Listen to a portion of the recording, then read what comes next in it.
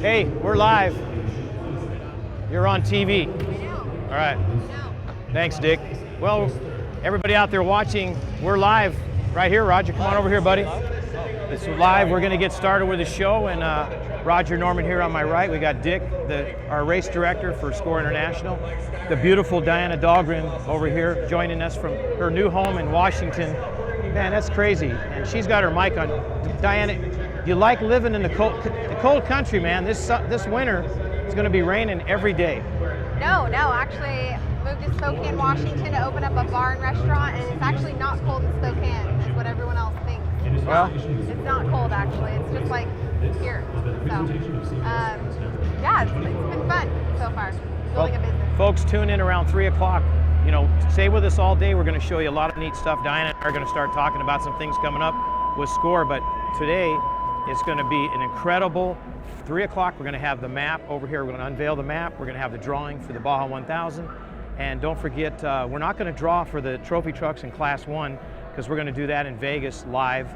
And then we're going to have all the qualifying for the trophy trucks in Class 1. It's going to be an incredible. Roger, I mean, like we said on the show last week, Rob Mack, when he first was talking about it, it was incredible. He kind of went, I don't know. But then after he thought about it, he said, this is one of the greatest ideas ever brought up from SCORE International. So pretty cool. It really is going to be one of the most exciting things ever for the guys to be able to get sponsors and be in the limelight of SEMA and having SEMA actually promoting SCORE and the SCORE racers. It's going to be epic. Yeah, I mean, the guys get a chance to go out and they can meet with these big people. I mean, we're talking 7-figure sponsors they could pick up, millions. I mean, somebody's going to, when they all go out there and watch the qualifying at the Speedway, I think a lot of these new sponsors are going to go, wow, maybe we should jump in and sponsor some guys, you know, Dianna. I hope maybe we get you up there in Vegas. I know on SEMA, I'll be SEMA. there. We'll be at SEMA with us. I know she always works SEMA for somebody, but Dick, you've got big shoulders now to, you know, taking over last couple races, and you're doing a great job, trust me. I know. And very proud of you. I know Roger's proud of you. And it's a tough job because you got all these things you got to work on. As soon as we get done here, you got to head on down south, go over the border and start laying out the beautiful race all the way to La Paz. Yep. It's going to be a lot of work. Yeah. A lot of work. 1,200 steaks, right? 1,200 steaks a mile. Yeah. Yeah. A day. Exactly. So. Can you guys hear us? Yeah, they can hear through this. Yeah. No, it's going to be Pick up pretty good a lot of ratings. work. But A couple weeks.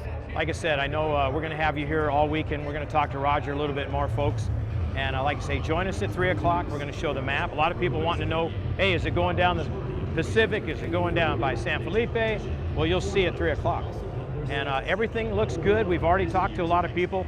Guys have already been down to Cabo, La Paz. They've been back up the roads, back and forth. The roads are fine. They're clear. They're working on it every day.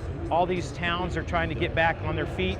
And it's going to be a perfect race. And the people down there really, it's going to help their economy. So it's great that we're going down to La Paz because the people in La Paz can't wait to see us. And then we're going to leave La Paz on Sunday, and a lot of us are going to go to Cabo, and that's where we relax, you know, after the big race. So we'll have a lot of fun down there for the race. But tune in. We'll be here all day, and we're going to have a lot of fun hanging out with Dianna, and I'll be hosting. We're going to have some great guests all day. We have an autograph session from 12 to 2. We'll have some of those guys come over here like BJ and Ivan Stewart and all those guys hanging out, all the rock stars of racing. We got Robert Acer.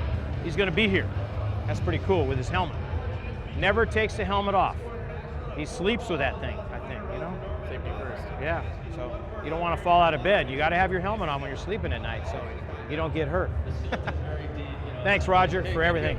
So we'll get back to Dianna and I'll sit here, and I got to take, you got my Come seat. on over, George. I know, I'm just keeping it warm for you. I know, thanks, buddy. All right. Dick, like I said, if you have any questions out there, you guys are watching, and you have questions at SCORE, Art Savania, still the tech director. You need to get a hold of him for any tech questions. Get a hold of Art. And if you need to get a hold of Dick, you can get a hold of Dick. He's going to be busy, though, for the next couple weeks. But we have our office phone up in the Reno area. Get a hold of it on the website, and we'll get to Dick and get those questions asked. Right, Dick? Yeah, for sure. All right. As I can get to them. Right. It's pretty tough. But and if you're looking for, if you'd like to help out and volunteer with SCORE International, get a hold of Dick. Dick, they can get a hold of you at dick@scoreinternational.com. Correct. That's my email address, and you can also get a hold of Brianne from Right. the office. We have volunteer forms available on the website. Also, we can always use the help. So if you have the time that you can volunteer, we can definitely use it. I know Diana wants to pre-run and go down there, and she could put some stakes up too. Oh yeah, no, she works out. She can swing a hammer, so we're good. We'll put her to work. All right.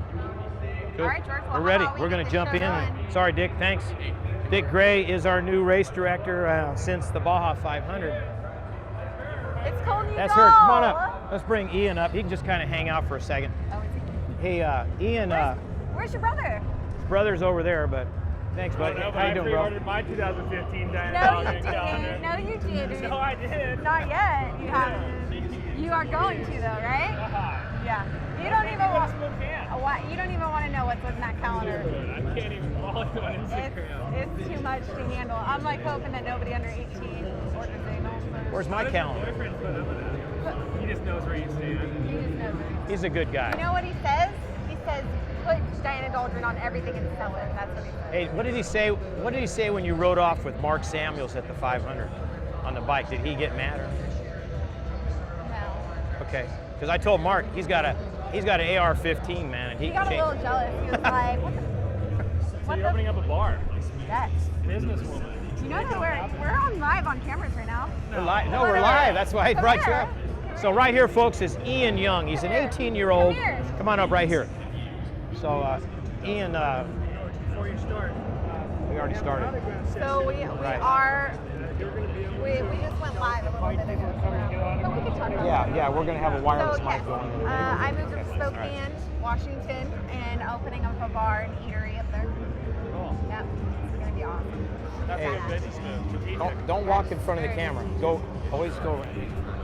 What? And then I have all my other stuff going on. Mississippi again. Anything happens with the sound company. Yep. You pay pretty good for that?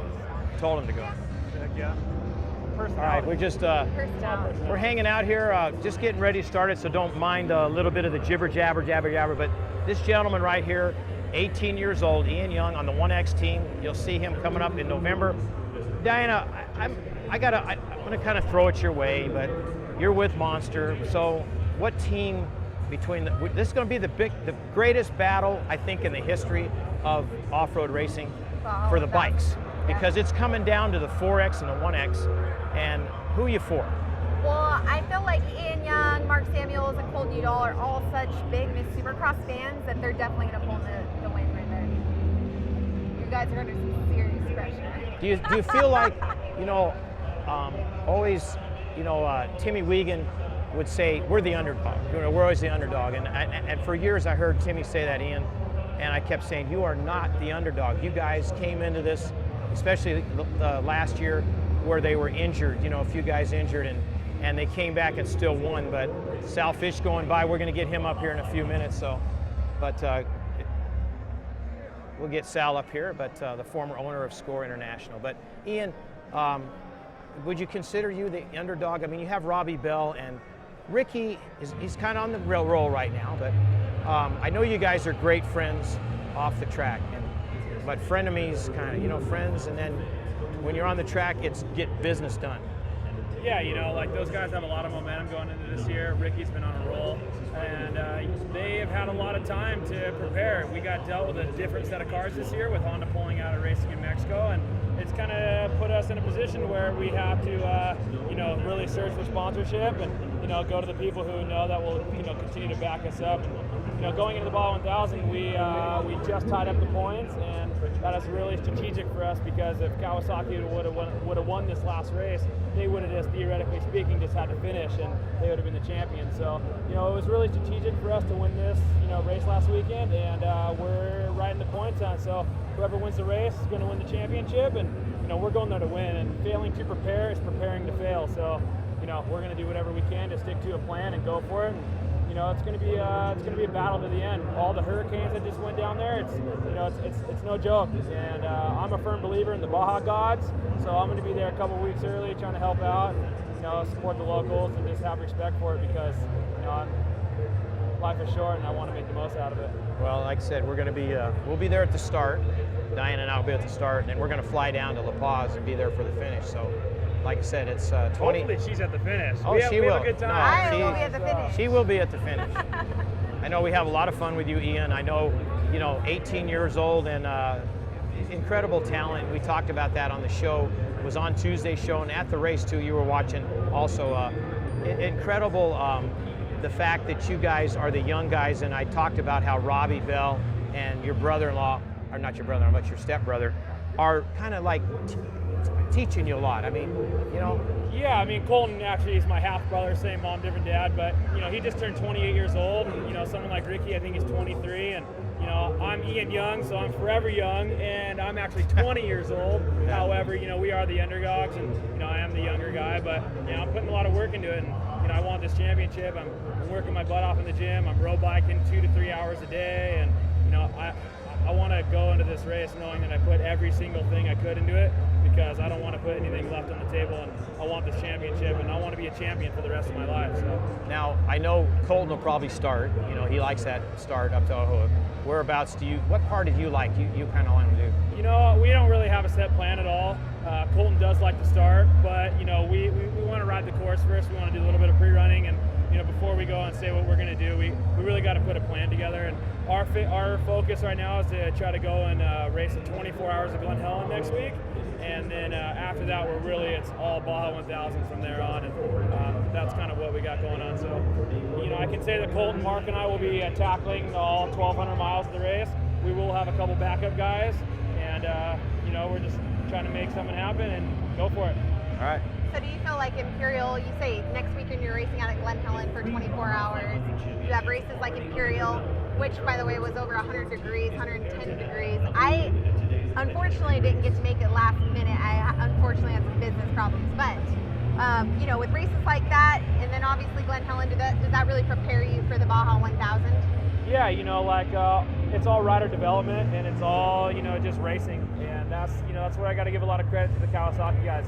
They have done tons and tons of racing this year. Every one of their guys have been at every race, and Colton broke his femur this year and he came back from a knee injury. Mark broke his humerus at San Felipe 250. I broke my finger and had to get 2 pins put in it, and we've done a lot of really just riding and not too much racing, so that's what they have going for them, and that's kind of why we're on like a last-ditch effort to race every single thing we can and to prepare ourselves mentally and physically. The 24 hours of Glen Helen is cool because it's a long endurance race, and it also allows night racing, and so it's going to prepare each one of us for our night sections, and it's just rider development, so that's kind of where we're at. Well, you guys heard it first from Ian Young. Wishing you guys the best down at the Baja 1000. You'll see me there at the start and at the finish. Hopefully. And I think that I brought him good luck. Yeah, we're gonna film the start. We'll jump on a plane in Tijuana. We got to go to Cabo because the flights don't go in, which is cool. We're gonna get to Cabo about 7 o'clock that night on Friday night. Diana and I'll cruise up to La Paz. We'll probably stop and have a couple margaritas over there in Cabo, and then we'll wait for you guys. Should be margarita waiting for you. Should be there about 2:30 in the morning. We'll be there 2:30 in the morning. We'll see who's coming, the 1X or the 4X. Of course, 2:30 sounds like a good time to go to the dentist. Yeah. 2:30. 2:30. Yep. Right on, guys. Thank you so much. Come back. Pre-order your 2015 Diana Dogging calendars. I got mine. I'm pretty sure George got his. Oh yeah, I'm in it. I'm in it, man. I'm in it. No. I'm in August. My birthday's in August, so I did August. Thank you so much for your support, and thank you Score International and everyone who helps us out. So. Thanks for coming by. It's a pleasure. Thanks, Ian. See you guys in a bit. Character and a half. Character and a half. All right, is Colton here? Yeah. Bring him by later. Just Here at 2 o'clock. Okay. keep sending them We down. got Mark Samuels here too, so. Yeah. Oh, the whole team. Bye, guys. Diana, I had for the drawing. We did the drawing for Imperial. I had Mark do the. He was the guy. He was the monster girl. He filled in. He was the monster girl. Yeah, I mean, we kind of called it. Mark normally, Samuels. yeah, normally the monster girls Yeah, help. normally the monster girls, but Well, what happened to the monster girls? They didn't show up, so we. Oh. So we had Mark. One of them must have tripped and fell on their heels. They probably had to go to the hospital. It happens from time to time Exactly. out in the desert. So. They are the greatest. So Mark Samuels filled in, and you guys pulled numbers. We did numbers, and he even drew the numbers for the pro class. Oh, so. pictures. So, but he even drew the numbers for them, which I thought maybe I shouldn't have him draw, but he actually drew first for this team, the opposite team 4X, you know, so. Well, so let's get down to some good business here today. Yeah. We're at the Pomona Fairplex here. We're at the off-road show. Amazing crowds are actually here. I went and walked around a little bit ago with our new race director, Dick, and checked it all out. There's a ton of people. We're in the back building, so usually it takes a little bit of time for everyone to get back here. And it's awesome because we have a lounge area set up. Everyone's watching the two huge big screens that we have going on right double now. Screens, both sides Yes. now. Brand new screens, so we have both sides. We're in Building 5 here at the Pomona, Fairplex. We'll be and we here. are going to be unveiling the map here this weekend, Yeah, which is 3 the o'clock. most exciting. Everybody is here to view the unveiling of the map.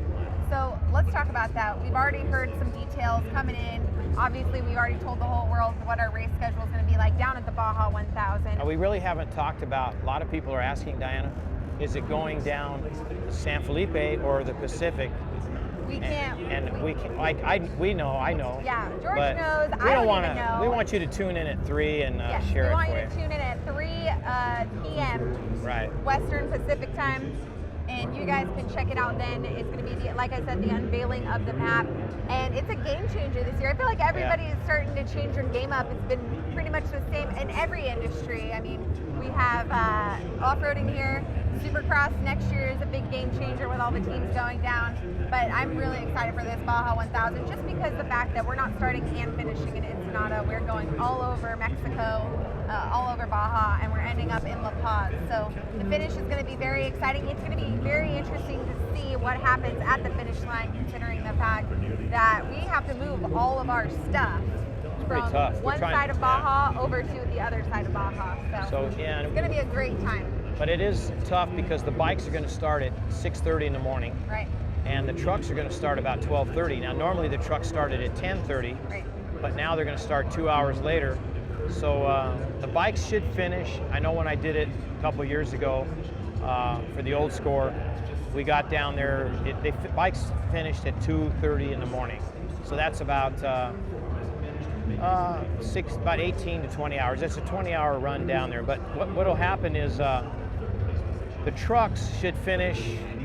Now they used to finish about 6 in the morning. They'll finish about 9 or 10 in the morning. So which is great for us because you get a little break. We used to, or I think George stays up all night. I go back and take a little bit of a breather and go take a nap. I had to wake up for the last Baja 1000 probably around 3 or 4 o'clock. It was raining outside. Ran outside. Sure enough, about 15 minutes later, the trophy trucks started coming in. So that's pretty cool. They're going to be coming in now at a reasonable time, and the people of La Paz will be awake and will be able to stand on the sidelines and wait for these trophy trucks. If you guys haven't been down to Baja, Mexico for any of these off-road races, it is amazing to see what these people do to come out and support off-road racing. It is the home of Baja. It is the home of off-road racing in Baja, Mexico. Exactly. So it's wonderful to see. If you guys are watching and you're here in America and you guys are nearby, you guys want to make the trip down to Baja, California, please do so. It's amazing. And another thing we always talk about is it safe? What's the safety like in Baja? Very much so is safe. There's so many of us down there, and it is not how everyone makes it out to be, especially with the national media news. So it's going to be a wonderful race. Like I said, it's a big game changer this year with the track course changing, and it's going to be exciting. It's like you said, once you get down there and you see it, I mean, there's so many people that talk about, man, I don't think I want to go down there. And once you go down there, you'll be hooked. And once you get hooked, I go there at least once a month, and I know I'm going to be going to Cabo on the 20th of October, and I'm going to be going down there I'm going to do an interview with the mayor and some people down there to try to show everybody what's been going on to get ready for the 1000. And we're going to play it on Dirt Live on the 28th. So on the show on the 28th, I will have a nice interview with some of the people down there and show everybody how neat and what they've done. They've worked, the country is working so hard to get back on their feet because they know without tourism and the race and all that, that's where the big money is, Right, exactly. Yeah, I'm sure everyone who's watching it knows that there was a huge hurricane that hit Cabo San Lucas just 10 days ago, I want to say about 2 weeks ago, came through and the city was in shambles here, but from word on the streets is they're starting to pick up the pieces and get everything back in order down in the city. The first couple days was a ride down there, and it was crazy. I had a couple friends who were down there visiting Cabo on vacation, and unfortunately the hurricane hit. But you know, here at Square International, we support Baja, California. We absolutely love it down there. We take care of the land. We take pride in going down to race there. So we're always trying to do our best to be cohesive with Mexico and help them and save them down there. Well, you know, I really miss you on the show. I know that for all the folks out there, how come Diane's not been on Dirt Live? She moved to Washington. She's going to open a bar. Yes. And what are you going to call the bar? I mean, the bar is called Division and Main, and it sits on the corner of Division Street and Main Street. So it's a big, huge corner parcel, and it's going to be great. It's this old school 1900s brick building, so it even adds more to the bar and what the feel is, and it's going to be amazing. So it's called Division and Main, and I moved up there about 2 months ago. You're right, I haven't been on Dirt Live lately. January came, Supercross started from January to May. I was busy doing Supercross. And then June, July came around with traveling for Monster Energy and a couple other contracts as well as the Baja 500. And then I moved up to Washington. So it's been amazing in Spokane, and couldn't ask for a better life. Your boyfriend like it too? Yes. All right, that's good. Yes. I mean, 1 week you were living on the beach, you know. I know, I live on the beach, now I live in the mountains. So you, but it's all good by me. yeah, because you know you can travel from there. You know, it's Monster sends you here and there. As long as there's an airport nearby, I'm gonna go. Yeah, nice. But we are probably going to be going. Are we going to be coming back in and out today? What's our Dirt Live schedule like? yeah, today? we're gonna be live here all day till 4 o'clock, and then we'll do the map at 3 to 4, and then we'll probably stay live from 4 to 5. Actually, we'll go a little hour extra, and then we'll be on tomorrow from 10 to 4. We got autographs here from 12 to 2. We'll try to get some of the racers. Sal Fish is right over here. We'll get Sal over here in a minute and talk to Sal. But we'll take breaks off and on, and we're going to play some commercials and stuff, and we'll get that all going. But like I said, I do miss you. You know that.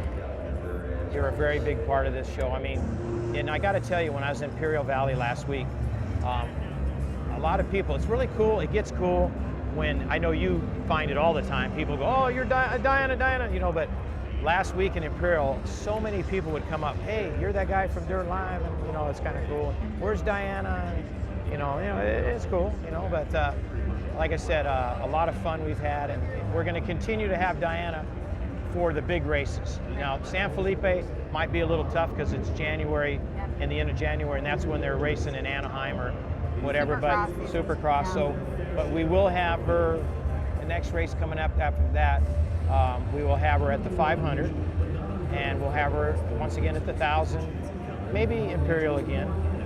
Yes, and if I don't have any business problems. We have a new race in April from Cabo to Loretto. You got to be on that one. Yeah, I heard about it. Unfortunately, Supercross runs from January to May. So I'm gone every weekend from January to May.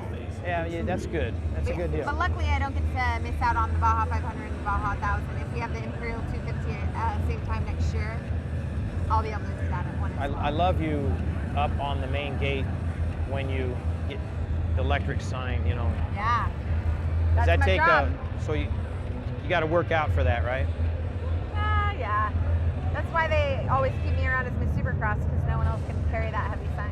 Yeah, people out there, if you don't know Dianna's history, she was a fitness champion in all these, you know, and that's where I think Monster found you in Supercross. No. Is that where they found you? No, I started fitness competing a year after I was working for Monster already. Really? So, no, fitness, I was a gymnast growing up, so it kind of just rolled in my lap when one of the other models was getting ready for a fitness show. So, yeah, I was a fitness competitor and been there, done that.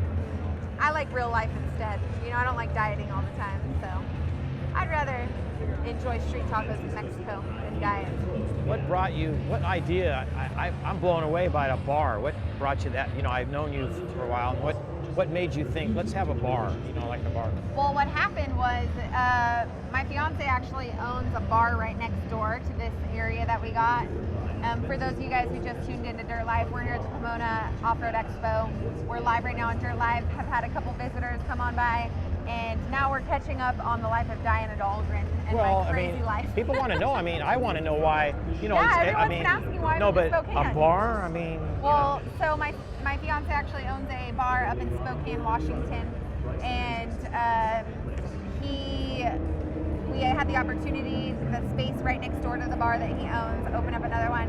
So me, him, and one other person, we're all business partners in this new bar, and it's right next to all the universities in downtown Spokane, Washington. And the other bar that he owns that has no food. It's just alcohol. So this one is going to have alcohol and food. So that's how it came about, and it's going to be great. It's going to be awesome. yeah, I mean, cool. I'm going to come up there. Yeah. Love Can't it. wait. We're going to have a score party up there. Yeah, I used to go there when I was racing BMX back in the 80s. I'm giving away my age. I raced for Raleigh Cycle of America, which their factory is in Kent, Washington. And I used to fly up there once a week or to work on stuff. And it was a cool place. I like the neat towns around the lakes and stuff over there in Seattle. And when you go north of Seattle, it's so green and pretty. And Yep. and some of those right on the you know, the water right there, beautiful restaurants and fish and seafood and incredible stuff, you know. Yeah, that's right. I'm on the east side of the state, which is Spokane, Washington. We're up in the mountains, but if you actually go down into the lowlands, a little bit south of Spokane, it's all desert. There's actually dunes up there. They're called juniper Really? dunes. Yeah, I hear it get, you know, you think of Washington like Yeah. raining all the time and cold, and I know probably where That's you are, Seattle. you start heading east, then it gets warm, it gets pretty hot during the summer. It's kind of the same, you know, with California. If you guys have ever been to California, the beach is really not sunny all the time. There's a lot of overcast. It gets really cool certain parts of the year. So Seattle rains more, but it has that same kind of feel, cloudy, overcast, has that foggy feel. You drive to the east side of the state, just like California has the desert and the mountains on the east side. Same thing with Washington, mountains and a desert, and rivers actually. Cool. Columbia River flows through, so it's pretty cool. But we're going to be taking a break here. Yeah, pretty we're going to soon. go to a commercial. Let's go to a commercial break. We'll go to a commercial and We're going to come back in a little bit. And for those of you guys who are just tuning in, we are going to be doing the map unveiling here at 3 o'clock Western Pacific. we're going to have Sal Fish coming up next. We're going to take a little break. Sal's over here talking to Roger. We'll bring him on the show in about 5 minutes, so stick around. All right. We got to take a break. We'll be right back on Dirt Live. We're here at the Full Stop Score World Desert Championships in 2014 Rigid Industries Score Desert Challenge. It took off in a really big way last night with the big air I got some commercials up there. Sorry. Okay. World record setting, unconfirmed Class 1 vehicle. And right now we're at tech inspection. Contingency for the big race tomorrow.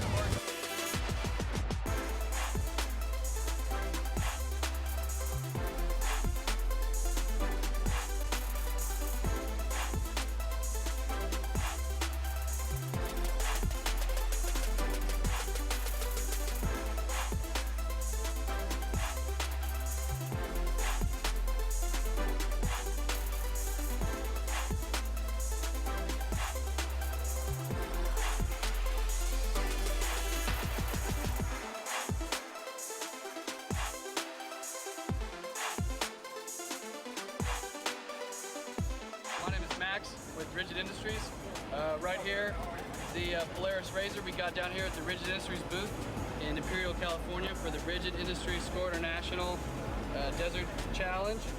And what we've done to this Razor, just outfitted it with a few of our tried and true products. We got the Q4s down in the front, along with the single row light up here on the top. We've got one of our E2 series light bars. Back on the sides, we've got some D2 dualies, and up under the fender wells, we've got the A series red light for accent lighting or rock lighting.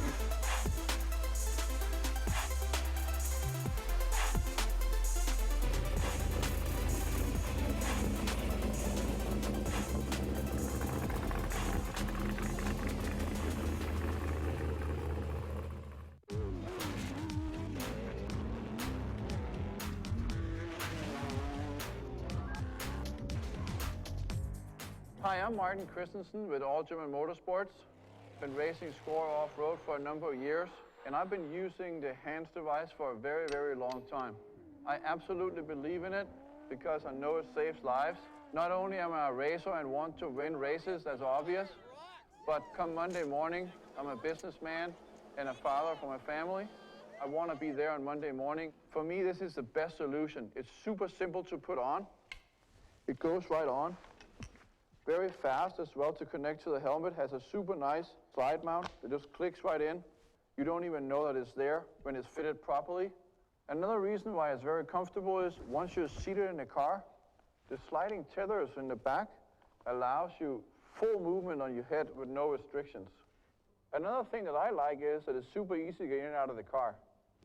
Just cut the belts like normal, get out, and boom, you're out of the car. Just like that, voila, an absolute lifesaver. A great example is Prim Score 300. I was standing right in the grandstands, and a fellow racer in class 1 at the time came right over, a little infield jump, looped the car. I was only 15, 20 feet away, ran to the car, and the driver was dead. If there's any way anybody out there can prevent anything like that from happening by wearing a simple device like this, I'd say it must be done.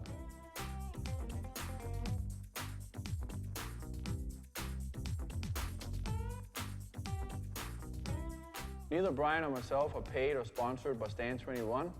We're just racers who believe in safety.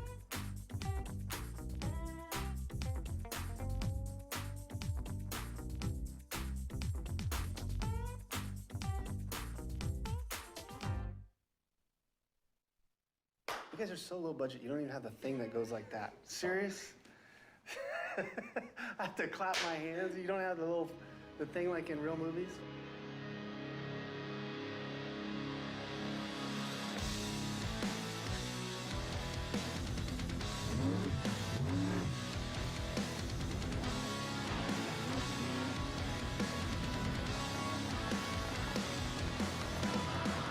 Hi, my name's BJ Baldwin, 7-time off-road racing champion. Come join me as I head down to Baja to capture my 2nd consecutive Baja 1000 win.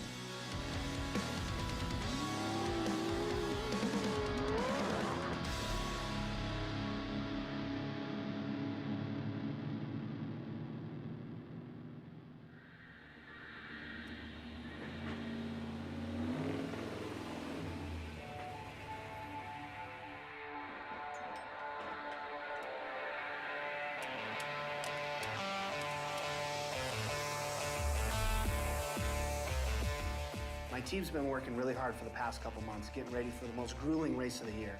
Now we got the trucks loaded up, and we're getting ready to head to Mexico. We'll see you there.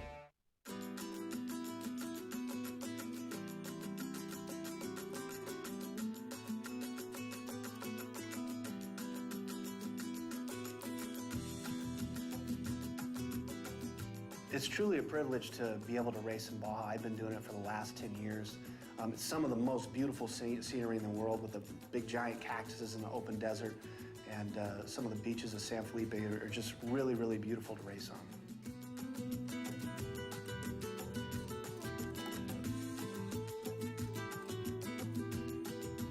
Now that we're down in Mexico, it's time to do our homework and get ready to go pre-running.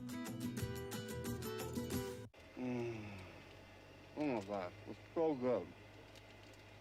It was like having a beer after a workout. There's nothing more refreshing than having an ice cream sandwich in the middle of the desert in the middle of Baja while pre-running.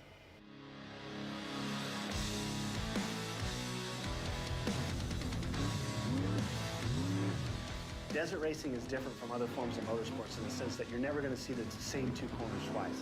And that's why pre-running is so important, so that we can memorize the course and get to know all the dangers and all the tight corners before race day. We had a couple good days of pre-running with my primary pre-runner. Unfortunately, that truck broke, but luckily I had my backup pre-runner on one of the other trailers, which is a 79 Blazer. It's a very, very good pre-runner. It's a lot of fun to drive.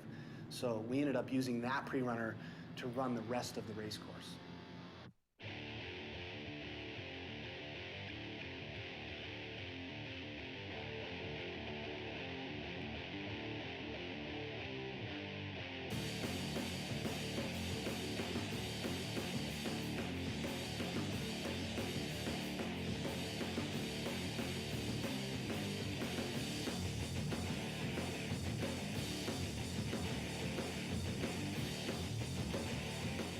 This year, because we had so much silly stuff happen to the pre-runners, I was without the luxury of time at that point, and I needed to get my work done. That's why I brought 2 pre-runners down.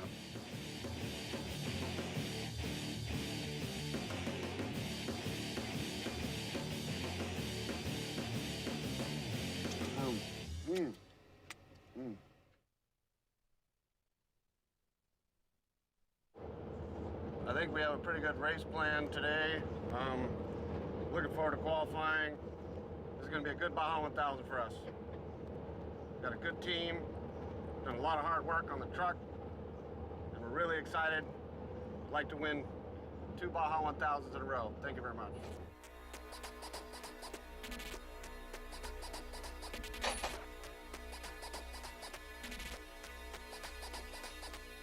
In this race, I do not want to start up front because it's such a crazy race. So in qualifying, I kind of just, you know, go kind of fast and clean it, make sure I have a clean run, and hopefully we'll end up 4th or 5th. That's my ideal start position for Baja 1000.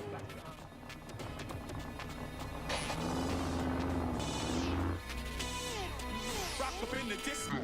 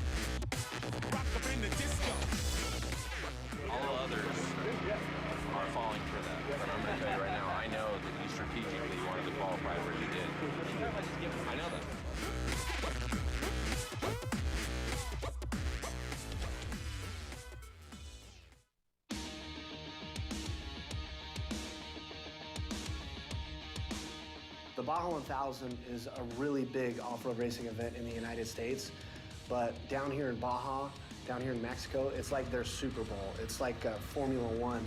You know, it's a very, very big event. A lot of spectators show up. There's hundreds and hundreds and hundreds of thousands of spectators lined out throughout the course in the middle of nowhere. And it's a pretty crazy event down here.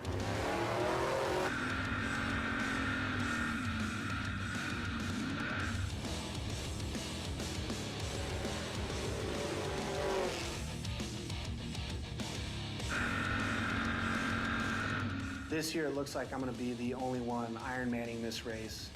It's going to be me and Johnny in the truck. I'm going to do 100% of the driving the entire race, as opposed to other teams that have 2 or even 3 drivers.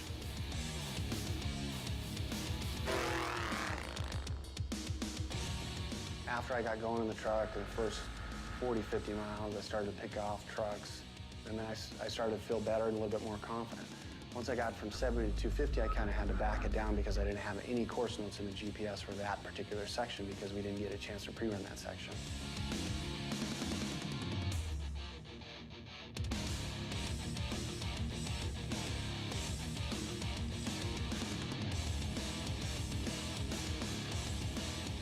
I pull into the pit and stop driving. The race now transfers from my driving to the speed of my pit stop. So I got to get tires and fuel as fast as possible so I don't lose a position in the race, and I can get back out on the race course and continue my pursuit.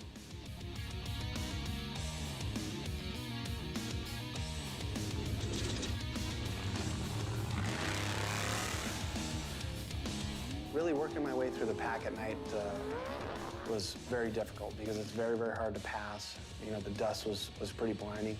But I just exercise a lot of patience. You can't win a race if you don't finish a race. The last 300 miles of this race was the most grueling, the most difficult driving that I've ever had to do in any race. I knew that even though I was being hunted down by one of the best in the business, that I had to dig deep and drive hard all the way to the finish.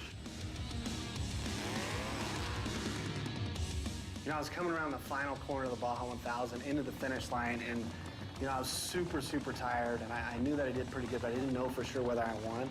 And when Roger Norman came into the window and he told me that I won the race, I was overfilled with joy. I was so happy because as soon as I got to the finish line, everybody was there, and it was not just a moment for me and Johnny, it was a moment for my entire team because they were all in front of me. As soon as I crossed the finish line, they were all on top of the hood screaming and cheering. At that moment that I realized that I had won my second consecutive Baja 1000 win, Ironman spec, something that only 2 other drivers have done in the 46-year history of the Baja 1000.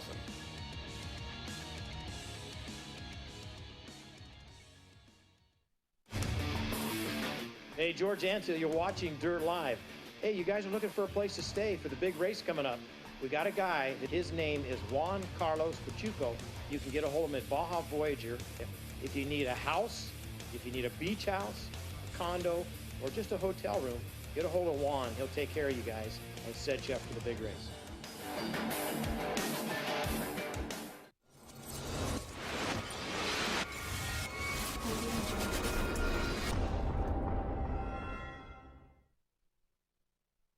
George Antil here with Score International and Dirt Live TV.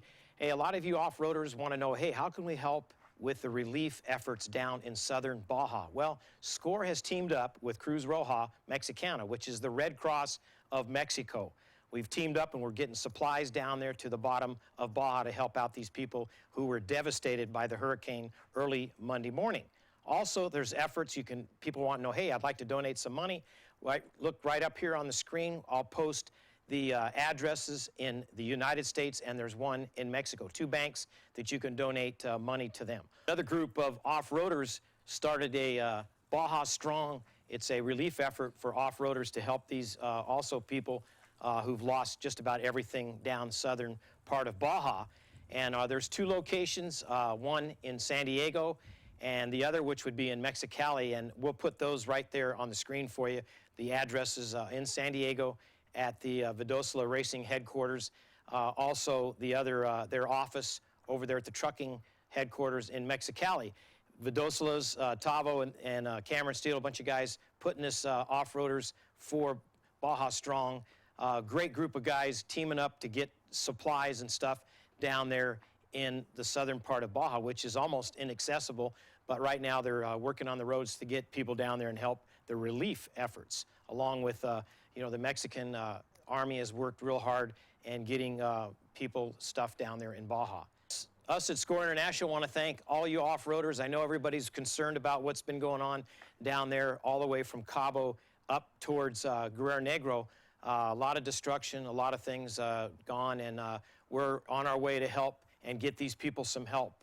We appreciate everyone in Mexico. We want to take care of our friends and family. So you guys, there's a couple of places that you can donate money, the 2 banks, if you want to donate some food, and we'll list all the items that they're looking for. They're not looking for really food that's like perishables. We're looking for, you know, blankets, sheets, bedding, diapers, water, all those kind of things. But we'll list them right here on the screen for you of what they need and where to, you know, send those items.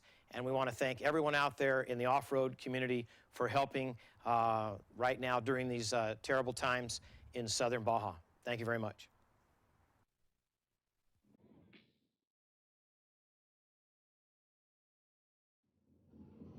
Like that idea?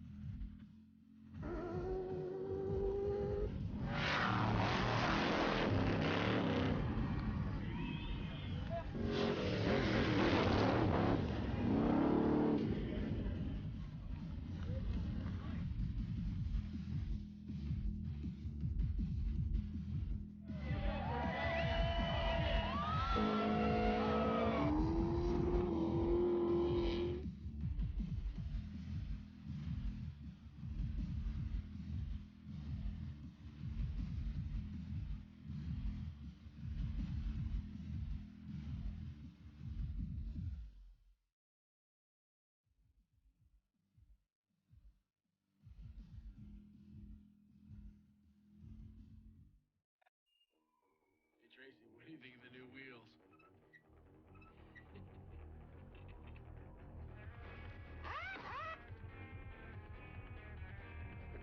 Now you got it. You don't get to the top of your game by making dumb decisions. So choose the tire that sets records, wins championships, and controls the competition from start to finish. BF Goodrich Tires. Take control.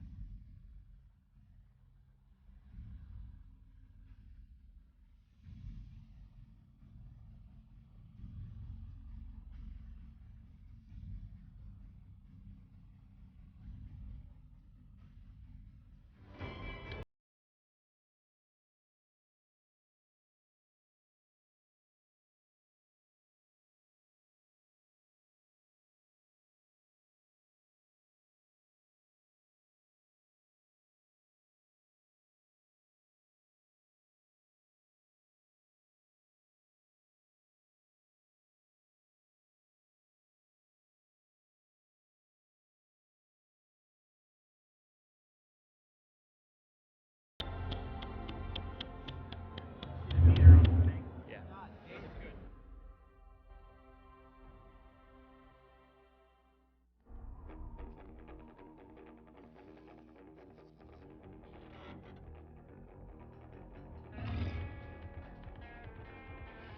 I'll take the blue one.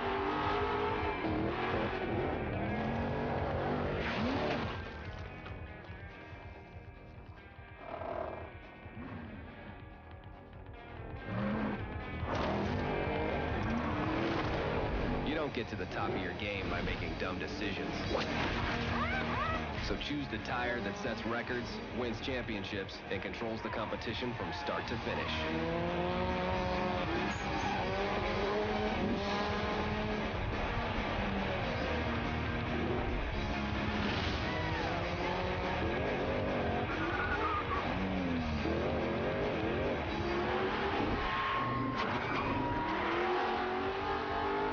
BF Goodrich Tires.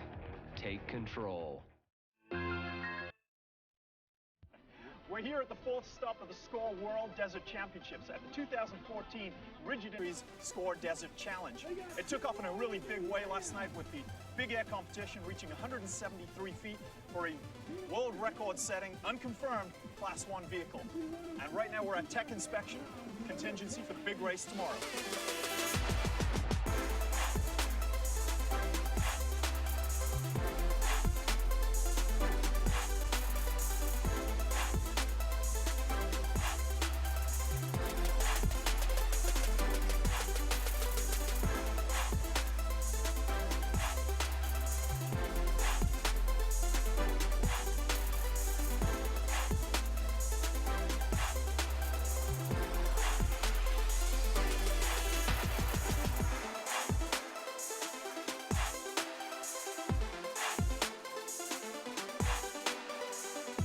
My name is Max with Rigid Industries. Right here, the Polaris Razor we got down here at the Rigid Industries booth in Imperial, California for the Rigid Industries SCORE International Desert Challenge. And what we've done to this Razor, just outfitted it with a few of our tried and true products. We got the Q4s down in the front, along with the single row light up here on the top. We've got one of our E2 series light bars. Back on the sides, we've got some D2 dualies, and up under the fender wells, we've got the A series red light for accent lighting or rock lighting.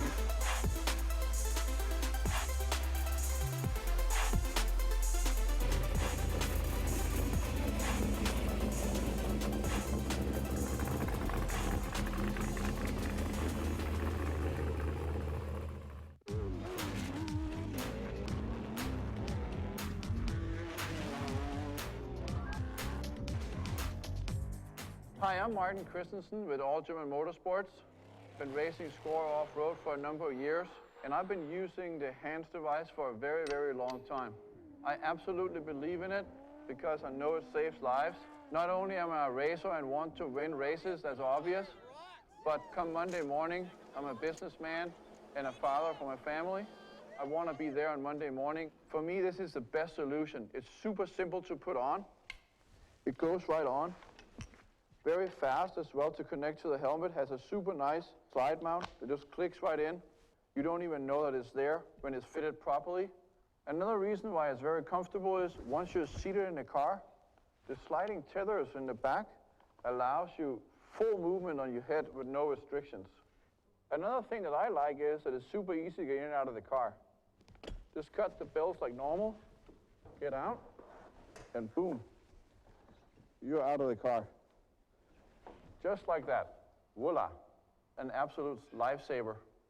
A great example is Prim Score 300. I was standing right in the grandstands, and a fellow racer in class 1 at the time came right over a little infield jump, looped the car. I was only 15, 20 feet away, ran to the car, and the driver was dead. If there's any way anybody out there can prevent anything like that from happening by wearing a simple device like this, I'd say it must be done.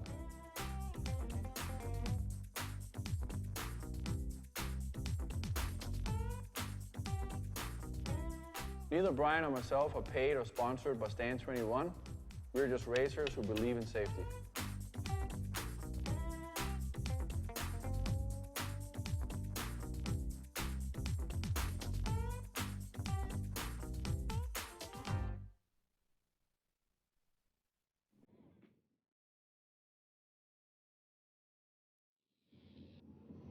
Like that idea?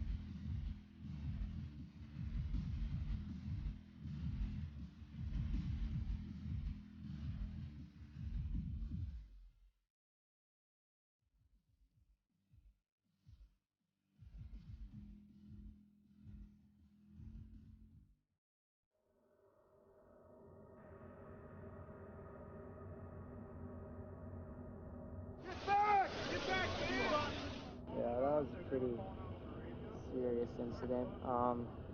After that, like, I just want to get home to my friends and family. I gotta call my missus. Fucking hell. Actually, I don't think I should tell her.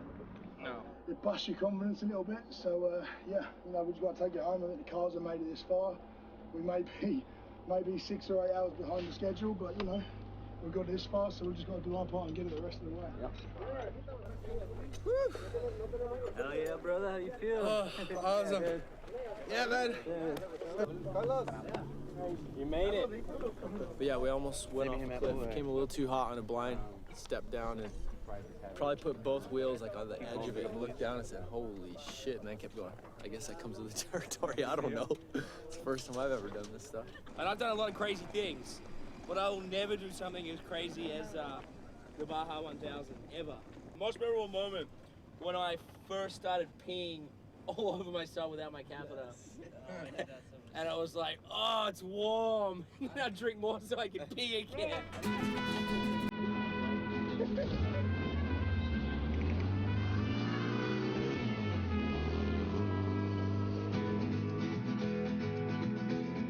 You guys are so low budget, you don't even have the thing that goes like that. Serious?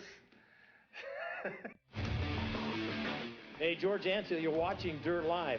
Hey, you guys are looking for a place to stay for the big race coming up. We got a guy, his name is Juan Carlos Pachuco. You can get a hold of him at Baja Voyager. If you need a house, if you need a beach house, a condo, or just a hotel room, get a hold of Juan. He'll take care of you guys and set you up for the big race.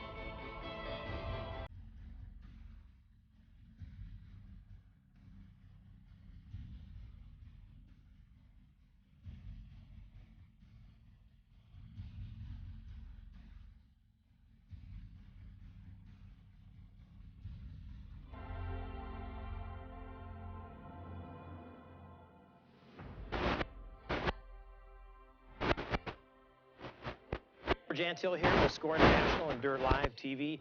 Hey, a lot of you off-roaders want to know, hey, how can we help with the relief efforts down in southern Baja? Well, Score has teamed up with Baja Mexicana, which is the Red Cross of Mexico. We teamed up and we're getting supplies down there to the bottom of Baja to help out these people who were devastated by the hurricane early Monday morning. Also, there's efforts people want to know, hey, I'd like to donate some money.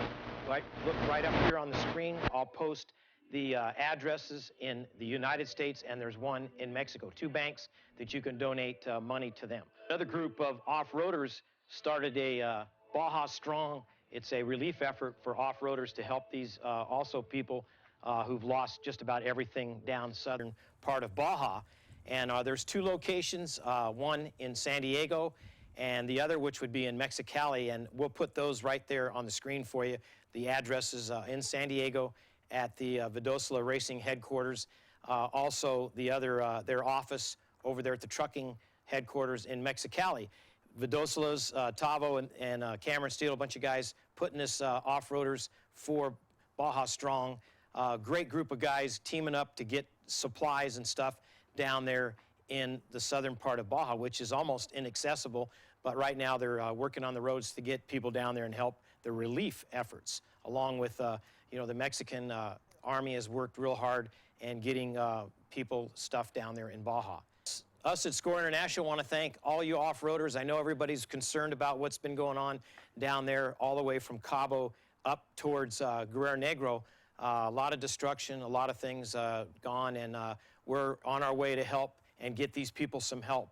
We appreciate everyone in Mexico. We want to take care of our friends and family. So you guys, there's a couple of places that you can donate money, the 2 banks, if you want to donate some food, and we'll list all the items that they're looking for. They're not looking for really food that's like perishables. We're looking for, you know, blankets, sheets, bedding, diapers, water, all those kind of things. But we'll list them right here on the screen for you of what they need and where to, you know, send those items. And we want to thank everyone out there in the off-road community for helping right now during these terrible times in southern Baja. Thank you very much. Hey Tracy, what do you think of the new wheels?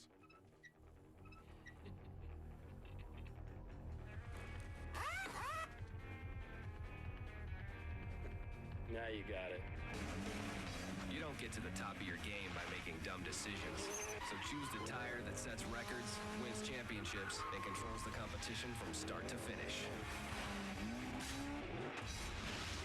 BF Goodrich Tires. Take control.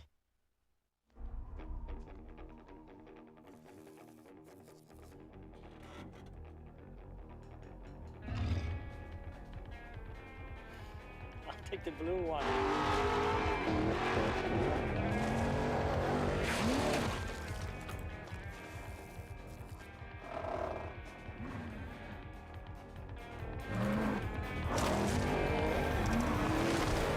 You don't get to the top of your game by making dumb decisions. So choose the tire that sets records, wins championships, and controls the competition from start to finish.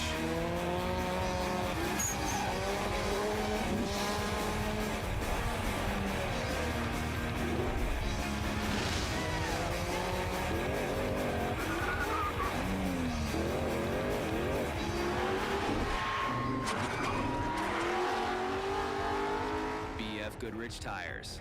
Take control. We're here at the fourth stop of the SCORE World Desert Championships at the 2014 Rigid Industries SCORE Desert Challenge. It took off in a really big way last night with the big air competition reaching 173 feet for a world record-setting, unconfirmed Class 1 vehicle. And right now we're at tech inspection, contingency for the big race tomorrow.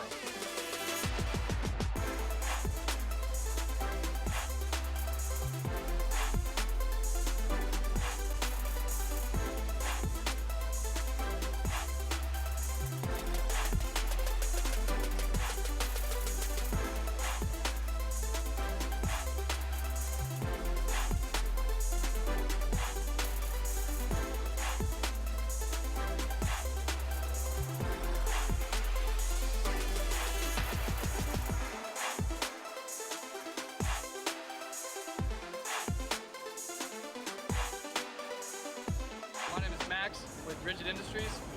Right here, the Polaris Razor we got down here at the Rigid Industries booth in Imperial, California for the Rigid Industries SCORE International Desert Challenge. And what we've done to this Razor, just outfitted it with a few of our tried and true products. We got the Q4s down in the front, along with the single row light up here on the top. We've got one of our E2 series light bars. Back on the sides, we've got some D2 dualies. And up under the fender wells, we've got the A-Series red light for accent lighting or rock lighting.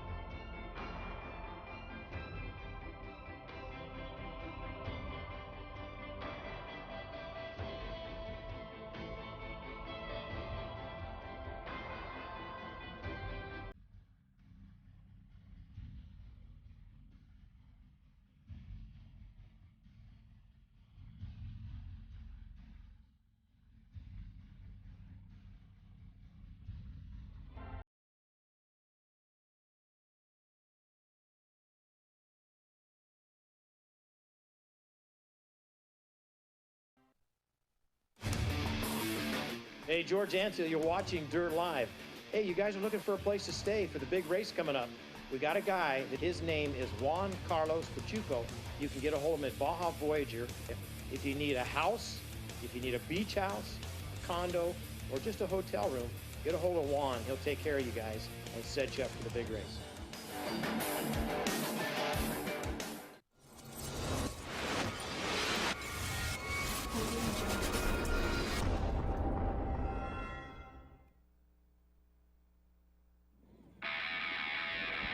All right. Like that Let's idea? go up here. Mark. Let's get up for Mark Samuels right here, folks. My co-host coming up for Dirt Live. Mark, how you doing? I'm doing good. Ready for Dirt Live to start. All right, well, we got Diana here, your favorite. Oh, she's back. Are we going to take her on a ride again? Actually, last time you took her away on a motorcycle at the 500. That was pretty cool.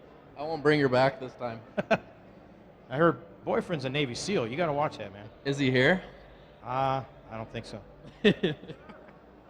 Ian, awesome, buddy. Yeah, super stoked to be here. I'm fortunate enough to be beside my brother Colton and Mark Samuels, and two legends of Baja, Roger Norman and Sal Fish, and just I'm ready for the Baja 1000. I can't wait for this to go. Here in about an hour, we're gonna do start positions, and hopefully we're on top. All right, good job. I know you'll be hanging with me. Mark will definitely be here at 3 o'clock for the map and the drawing. We'll get George. Come on up, guys. Hi. People asking about BJ Baldwin. Well, he'll be here. I don't think he has a watch, but he'll be here. He's usually late. But the Brenthals are in the house signing autographs. Just step up here and sign autographs, man. They drive. Let me talk about what these guys drive. Right here, this 872 is a trophy spec truck driven by the Brenthals. They built all these vehicles. The one up front was used in Dakar. Let's talk about that. Yeah, it's the Dakar vehicle we built down there. Did that in a total of 45 days. Went down there and had a great time. And learned a lot and great experience. So. All right, we hanging man. Just sign autographs. They grab these posters up here and they can sign them right here next to Sal. Sal, just jump right up here on the table. You can use one of these tables, whatever you guys want. Come on up. The Brenthals are here now signing autographs. You know, Sal, we talked for real quick, and now we got the two guys up here, the two biggest in off-road right now, Roger Norman and Sal Fish. So, Sal, you know, watching things grow when you know, for the last 2 years, it makes you feel pretty good because what you put together, and I know when you and Roger talked, I think finally you felt that Roger was the one, you know, you wanted to take over, and you knew he could do the job. Well, you know, that's very interesting because when Roger first approached me, obviously I had no clue or idea that I would want to give up score. And after off and on for almost a year, Roger and his lovely wife would meet and kind of discuss things. And I'll never forget, you know, the comment that his wife made, you know, that Roger is a visionary, you know, and I thought to myself, you know, a visionary, what, you know, what's a visionary? You know what I'm saying? I mean, my God, you know, but I could see exactly what she meant. You know, Elise was right. The things that are happening right now for the sport, especially for Score International, you know, I think they're just going to bring the sport into a more larger arena, better opportunity for sponsors to get involved, to bring new racers involved. It's getting a lot more exposure. I think they're doing a great job. It's really very admirable, and I think he's working hard to make things much better, bigger and better for the entire sport. You'll always be a legend, you know, and I'm sure even when you're in Mexico, people will never forget you. Well, you know, you spend 40 years doing something, and good or bad, people don't forget you. So yeah, I'm really thrilled. I've had the opportunity to go down to Baja quite a few times since the retirement, and it's you know, you see it from a different perspective when you're not, you know, totally involved in it. And there's great people in Baja and Baja Sur, and you know, I have a place down in La Paz, so I really enjoy going down there, and I'm spending more time than I was able to when I was putting the races on. So I'm looking forward to a long and happy life on the outside.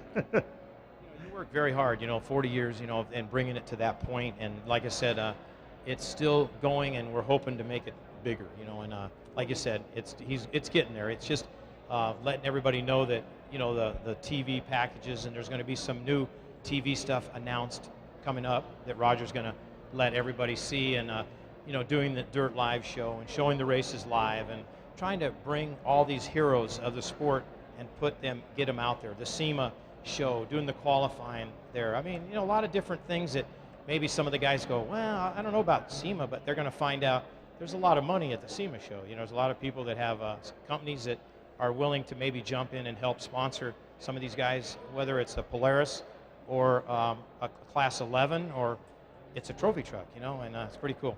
Well, I think, George, you know, the important thing, the world is in flux. You know, you can't stand still. If you stand still, you're really going backwards. And I think what Roger and the team are trying to do, not trying, what they are doing, you know, is getting into the mainstream of what's happening today, you know, with the internet and Facebook and Twitter and all the things that you need to do if you're going to get to the next level. It's like, you know, we had the combustion engine and then all of a sudden we went to the moon, you know. Well, that's what's happening here. You know, we've had a great run at the sport as we know it, and now Roger and the new score are taking it to the next level.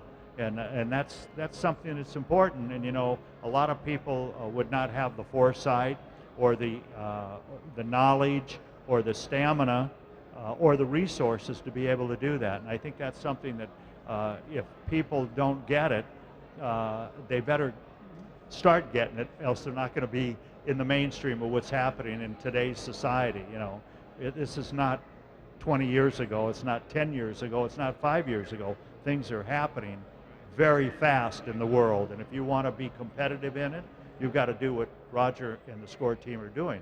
And don't anyone misunderstand me. That's not a threat or anything. It's just the facts of life. Things are changing, and they're changing really fast, and they're for the better. That's what's happening. You know, it's a good point, Sal, and we'll talk to Roger about that.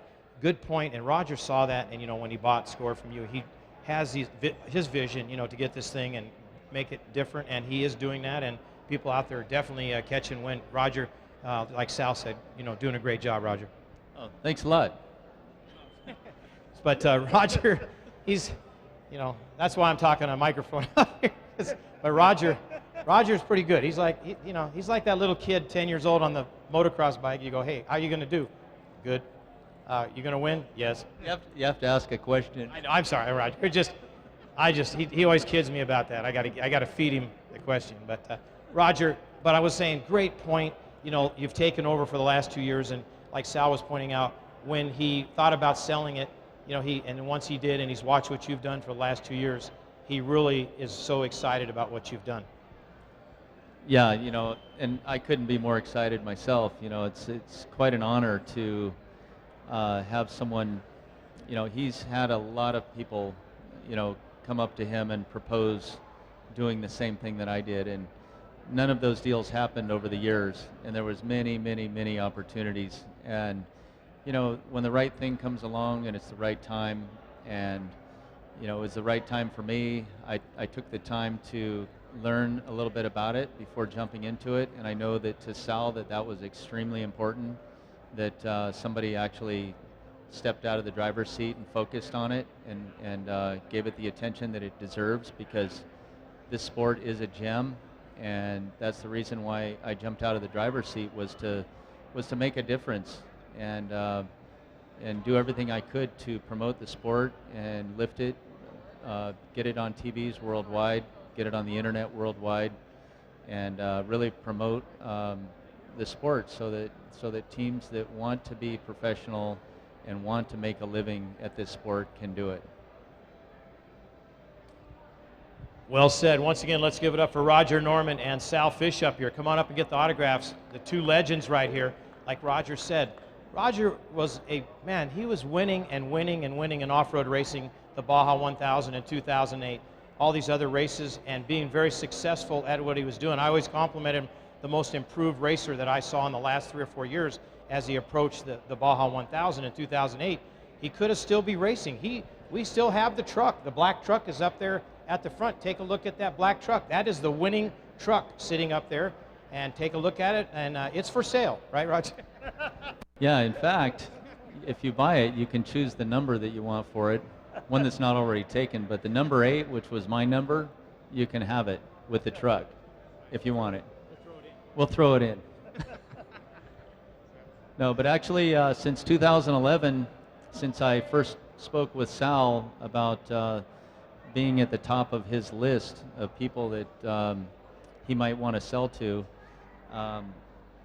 I have not been in a race truck since the 2011 Baja 1000. And for the first time, I took a little ride with Aptali, a young man, 19 years old, new trophy truck driver from Mexicali. And I was very impressed with this young man. And I'm not a very good ragdoll co-driver, and I really enjoyed it. And it was really nice to get back into a truck, even though I was going for a ride with him. But he said, "You want to drive?" And I said, "No." I said, "I'd rather ride with you. I always learn more when I ride." Once again, give it up for Roger and Sal Fish up here. They're signing autographs. We got Mark Samuels over here on the 1X team. You got to get autographs, folks. The guy on the right could be the overall motorcycle winner and next year's champion. The 1X is over here. Take a look at the bike right here. That bike will be possibly the first bike to arrive at 2:30 in the morning Saturday in La Paz. So we're going to be live for the morning start at 6 o'clock. On Friday, we'll be on scoreinternational.com, Dirt Live. You'll be able to watch Diana and I as we send these guys down the peninsula. So we'll be talking to Ian, Mark, and it's pretty cool. You're gonna join us again, right, Sal, for the start? You know, I'm not sure. I had a commitment, believe it or not, in La Paz, so I might be in La Paz. I haven't. My scheduling now is really booked up. Now that I'm not doing anything, all of a sudden I've got too many things to do. So I'm going to talk to Roger about it and see what would be the best thing. You have a special invitation from all of us from SCORE to join us at the finish. If you're down in La Paz at your house, come on down 2:30 in the morning and we'll crown these guys the motorcycles, and then a few hours later, about 7 or 8 in the morning, we're going to crown the trophy trucks and see who wins that one. Well, you think after 40 years maybe I could sleep in and I don't have to stay up all night? Let Roger do that, okay? I'll come there and just, you know, at lunchtime maybe and have a toddy and kiss babies and shake hands. Exactly. Now you can spend your time how you want it, but it's pretty cool. But whatever you want to do. I wanted it really back then, but no, I hope I'll be in town, and if I am, I'd love to watch the start and the finish of the race, you know. You know, Sal, you were I worked for you for about 8 years, and I got to tell you, a great boss, and you were there with me all 20, 30 hours, and every guy that came in from the first trophy trucks till the Class 11 little bug come in, shaking their hand and congratulating. Well, you know, it was part of my job at that time, and you know, that's not necessarily what has to be done today. As I said, things change. It doesn't mean that no one, you know, it's different. It's a different sport right now. Things are happening real fast, you know, for the betterment of the sport. I think that people have to have some patience. They have to see the big picture, and the big picture isn't 10 years away. The big picture is happening every day right now with this organization, with Roger at the helm. It's moving. You know, there's no moss growing under this new organization. They're moving. You know, it's not business as usual. It's step up, we're doing something. And everybody that I've talked to that are part of the team, they're all in that same mode. And I think that's good for the entire sport, from the motorcycles, the ATVs, as Roger said earlier, to the Class 11, to the sportsmen, to whoever it is. They'll all benefit, you know. And if you look at any successful business, that's what's happened in the last 5, 10 years. You know, things are moving. They're getting into the, what century is this, the 21st century? Right, they're getting into the 21st century, not the 20th century. And that's what I think is going to be great about this entire thing. And I think if people will, as I said, have a little patience, just take a look at what's going on here and look what's going to happen in the next couple of years, man, this is going to be unbelievable. And you'll be a part of that new era as we were 40 years ago. That was mind-boggling 40 years ago. Well, now it's going to be mind-boggling 5 years from now. And George, you know, you've been a very important part of this thing from the beginning of this thing, and everything that you've done, you've dedicated your life and career to this thing, which is great, really, George. I admire you for that, and thank you for everything you're doing. Thank you very much, Sal Fish, right here. A great boss I had for about 8 years, and now Roger. Yeah, you were my boss, kind of. But Sal made a great point, Roger. We're not going to wait for 2010 years from now. We're talking, believe me, keep track of what's going on for the next few months, folks that are tuned in right now. We're talking November, we're talking SEMA show, we're talking qualifying, we're talking the 1,000, And believe me, the stuff that's going to happen in 2015 is incredible. We have a new race from Cabo to Loreto. So we have stuff, it's going. I'm telling you, you're not going to wait like 5 or 6 years. It's going to happen 2015. Roger's going to be announcing some things coming up in the next couple weeks or month, right, Roger? And then we should move on to 2015. Yeah, actually, we have some nice announcements to make about our worldwide television and some expansion of that program today at 3 o'clock. We're gonna make a little announcement and show everybody the new places that SCORE is going to be on television in the countries that are now going to have exposure with SCORE. Be incredible, folks. Once again, come on up here and get some autographs from these guys.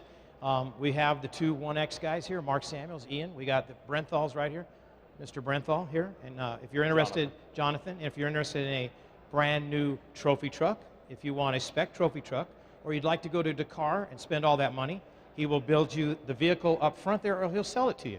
That thing raced in Dakar, maybe a couple million, but but definitely great truck. Sure. It's a venture worth going if you can do it. Yeah. If you want to help him go, he would definitely love to pick up sponsors to go down there next January and hang out. Yep, we definitely would. Absolutely. All right, Jonathan, hang out here and good job. Come on up and get autographs. We got all these nice posters here that you can have them sign. They're more than welcome to grab them. And we'll have all the drivers here on and off. We'll have Robert Acer up here shortly. And I'm going to call him up and get a hold of him, find out where the heck he is. We got Ivan Stewart coming. Dianna Dahlgren, can you run over here, Dianna? My co-horse, come on over here, Dianna. We're kind of moved the stat over here for a second, hang out with Jonathan. And BJ Baldwin is in the house. How about BJ Baldwin, folks? The #1 trophy truck driver from Monster Energy. Hi, welcome here, son. Thanks. Hi, Sal. It's a pleasure to see you. Hey, Roger. How's it going? Good, man. We had a lot of fun last week. Yeah, that was a lot of fun. I enjoyed that. Maybe we could do it tomorrow. Yeah, we hopefully the drawing. Well, we're not drawing for you guys. We're going to have you guys qualify up there in Vegas. You getting excited for that over there? Yeah, for sure. I don't have much short course racing experience, but it's definitely going to be fun, to try and set the truck up to do that. My truck's pretty heavy. It's like almost 7,000 pounds, but it runs really good. I know last week you didn't think you were going to be on the podium. I said, wait a minute, go park your truck. I think you made the podium. You got a 3rd place finish, which put you back up in the points because look at Rob McCachran was leading coming into that race, and he didn't have such a good weekend, so that helped you get a little closer. Yeah, no, for sure. I'm really excited about that because I thought we were like totally out of it. We haven't had a really good year. I'm glad nobody remembers that. But we've been working really hard. We kind of got some new team members, and I'm really proud of my team and how hard they've worked throughout this year. So we just need a little bit of luck on our side. We just kind of had the black cloud following us all year. We haven't won a race since 1000, so it's been pretty tough for us. But I'm pretty excited. I'm more ready than I've ever been to do another Baja 1000. I feel super good. And my truck's faster than ever. We got an experimental tire from Toyo that we're using. It's a new RT, so it has all the same construction as our race tire, and it's a little bit faster. We did some testing a couple days ago, and we're pretty happy with it. Well, let me look at all the fans all of a sudden showed up. He's like the Pied Piper. All of a sudden, look at all the folks showed, right? That's a good terminology, but once BJ shows up, come on over here, Dianna, with us. You can hang out here, sweetie. Let's give it up for Miss Monster Energy and Miss Supercross right here, Dianna Dahlgren, my co-host. Nothing like having the sweetest co-host over here. Let's move over here. The camera's right here. We're live. Let's move over here, Mr. Iron Man. Okay, here's the deal, folks. I want to explain. Here's what we talked about last week, and you're going to follow us. If you don't get to go down to Mexico and watch the race, it'll be on scoreinternational.com. It'll be Dirt Live. You'll see Dianna and I at the start with these guys. You'll be able to follow the whole race, so tune in Friday morning down there in Ensenada. Let me point out, this gentleman will be driving the whole peninsula by himself, like he did in 2012, which he was spent at the finish, because when I interviewed him, his tongue was hanging out the door about 3 feet down on the ground. But he is going up against, now listen to this field. Tavo Vidosola and Steven Eugenio last week, first and second in Imperial, they're teaming up. So these teammates. Now Bryce Menzie teaming up with Jesse Jones. And these two teams are going after this gentleman. Rob Mack teaming up with Andy McMillan. So is that incredible? Those three teams of 6 of the best in the world are trying to take this gentleman down and take that number 1 away from him. What do you think about that? I don't think that's going to happen, and if they were all here, I would fight him right now. And I put my money on him because this guy is what do you got, that black belt and everything. He's a jiu-jitsu, martial arts, whatever, man. I do Pilates, so that makes me really strong. Pilates. And I have tattoos. People with tattoos are just tougher. That's just how it works. And he's got Rambo, his dog. His dog takes care of the small stuff. Exactly, yeah. Like Steven Eugenio, he'd just eat him up and take him away. I would just stick the dog on Steven Eugenio. No, I mean it's a pretty stacked field, and you know, doing the whole race by yourself, the Peninsula Run, it's really 3 times the work that having a two-man team. A two-man team, when you go down and pre-run, you have 500 miles. You know, so you get to run that 500 miles 3, 4, 5 times, sometimes 6 times. And you don't have that far to travel back to go run your section. When you're running the whole thing, you know, you got 1,200 miles. You got to pre-run, you know, the whole thing and then travel 3 days back.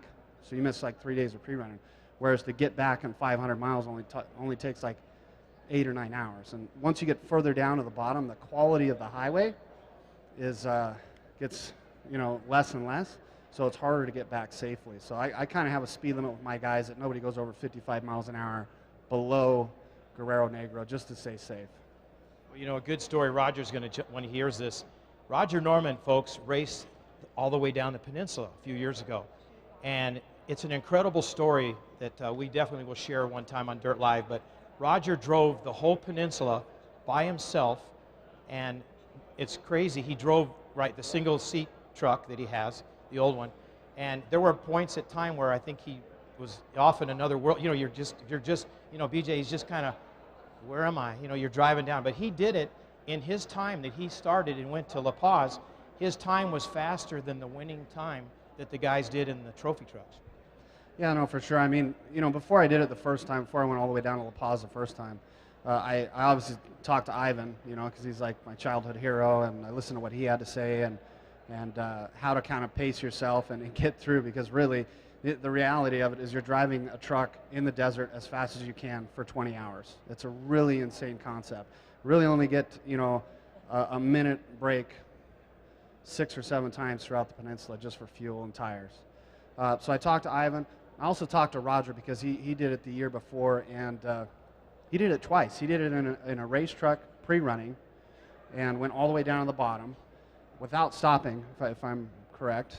And then a week later, he did it again, you know, in the race. So I got a lot of intelligence from Roger and from Ivan Stewart, and I also talked to Larry Ragland. So, you know, I always say with anything in life, if you have the information, you're going to be more powerful than the guy standing next to you. So that's what I try and do, and just listen to people that are smarter than me, that have done it, that have the experience, and that's what helps me get through it.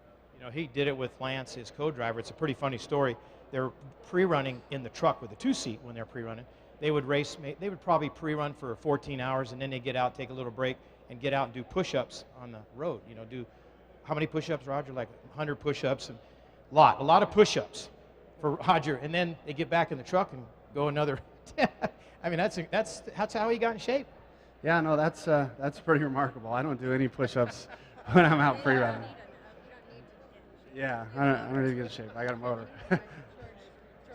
Yeah. Now I want to turn the mic over to the beautiful Dianna Dahlgren. Here we go.